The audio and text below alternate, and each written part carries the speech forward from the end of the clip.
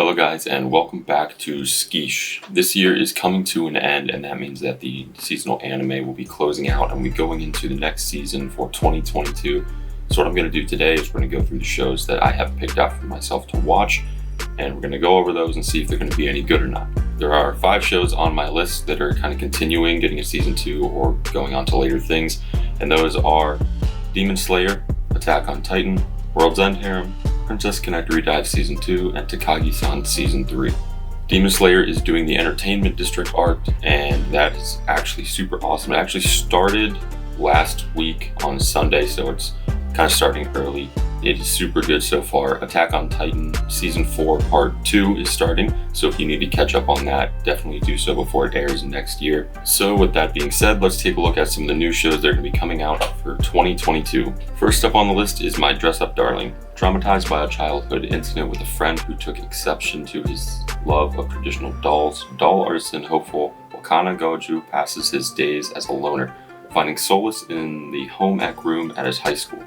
To Wakana, people like beautiful Marin Kitagawa, a trendy girl who's always surrounded by a throng of friends, is practically an alien from another world. But when cheerful Marin, never one to be shy, spots Wakana sewing away one day after school, she barges in with the aim of roping her quiet classmate into her secret hobby, cosplay. Will Wakana's wounded heart be able to handle the invasion from this sexy alien? I knew about this manga beforehand, and Alex told me about it, and it looked pretty good, and I'm excited to see this.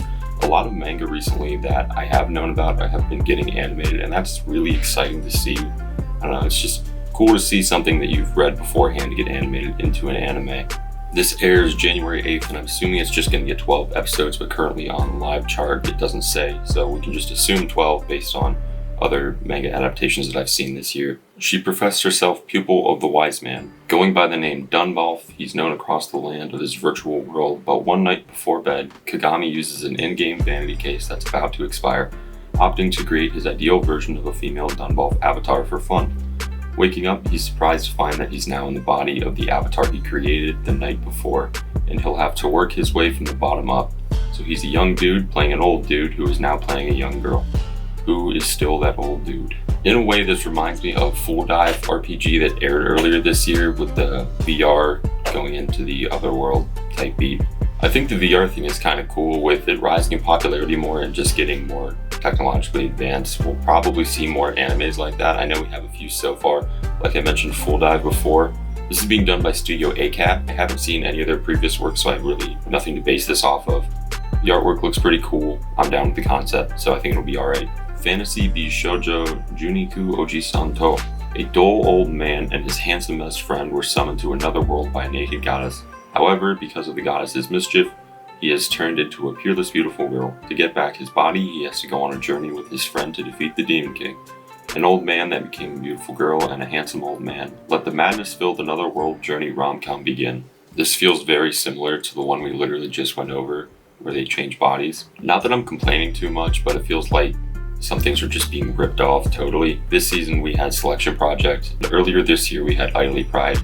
And if you watch Selection Project and Idly Pride, you will see that they literally just took a key plot point in Idly Pride and just ran it in Selection Project. Like, to a T, there is absolutely almost no difference. The character who it happens to even looks pretty similar. Hopefully these shows don't kind of rip each other off too much. That'd be a little boring to kind of watch the same thing twice in one week. Miss Kuroitsu from the Monster Development Department. The manga centers on the Kuroitsu, an assistant researcher in the Superhuman Development Department of Agatsia, a villainous secret organization that battles with heroes who try to save the world. Kuroitsu lives a busy life in Agatsia, caught between the absurd requests of her bosses, making presentations, implementing new features into superhumans, and getting results within the allotted time, budget, spec request, all without vacation. This show feels like the antagonist to Heaven's Design Team, where Heaven's Design Team they're in heaven and God gives them orders to create animals, and this is demons creating superhumans to fight things. This is being done by Quad Studio, another studio that has no other shows, so we have 2 new guys in the game and I'm curious to see what they can do. Girls Frontline. The game's story is set in an alternate timeline near future Earth in the 2060s. The aftermath of a military accident that resulted in widespread disease, as well as the recent conclusion of careless nuclear war, has massively depopulated the planet. rendered much of the surface uninhabitable, and reduced one great nation to shadows of their former selves. Androids used for labor and combat have become an important facet of life, and easily replicable and disposable androids known as tactical dolls, T-dolls, are used by private military companies in the front lines of numerous brushfire wars. In the game, the players take the role of a fresh commander and PMC, commanding T-dolls to fight against a new AI threat. I'm not sure if they go into like an alternate VR world with headsets and play a game. That's kind of what it sounds like, but at the same time, it doesn't really sound like that. I'm going to lean more towards the VR headset thing because they mentioned game a few times in the description. I really like action and military shows. If you look at 86 that is airing this year, it is like dominating everything. It is a crazy popular show that I really didn't expect it to take off the way it did, and I'm happy it did because it's really good. I don't really have the same feeling with the show, but I still think it'll be a pretty good watch. Akebi's sailor uniform. Akebi Komichi lives out in the countryside with her family. She's won entrance to the prestigious Robai Academy Middle School for Girls, and now she wants only two things: to wear the school's sailor uniform and to make 100 friends. Being done by Cloverworks, I expect kind of big things from this since they're a super top tier studio and they release bangers non-stop pretty much. Slice of life shows like this usually kind of hit different. They're usually really wholesome and I just tend to enjoy them like a lot. Slice of life is one of my favorite tags and I'm just looking forward to this show. Slow Loop. When Hiyori, a young girl whose deceased father taught her the joys of fishing, headed out to sea for some alone time, she never thought that she would encounter another girl there. After a while, this girl, named Koharu, and her end up fishing and cooking together, and they get to know each other a bit in the meantime.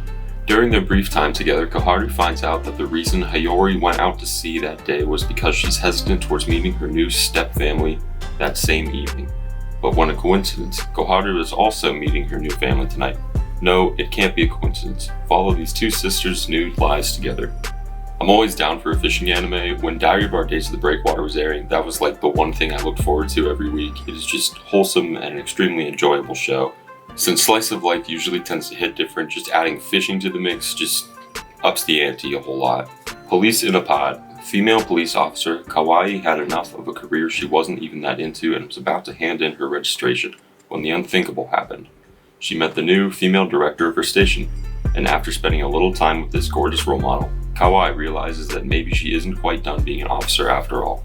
I'm not exactly sure what to expect from this show, but it being done by Studio Madhouse, who releases consistently amazing shows, I can't imagine this will be anything less than really good.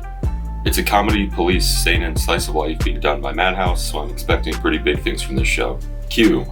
Based on a game where players train up and become voice actors. This was the one show at the end that I just kind of felt like I should throw on.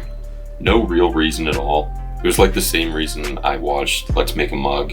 Honestly, no real reason at all. It seems entertaining for a little bit. That has been my list for the winter 2022 anime season. I hope you guys found this informational and maybe you found some shows to pick up. I'm looking forward to a lot of these shows and I hope we can start the new year off with a bang. And as always, guys, if you enjoy this content, make sure to subscribe, like, and share the channel as well. Make sure to check out my podcast. We talk about anime, manga, Japan, and everything of the sort. And thank you guys for watching, and we will see you next season.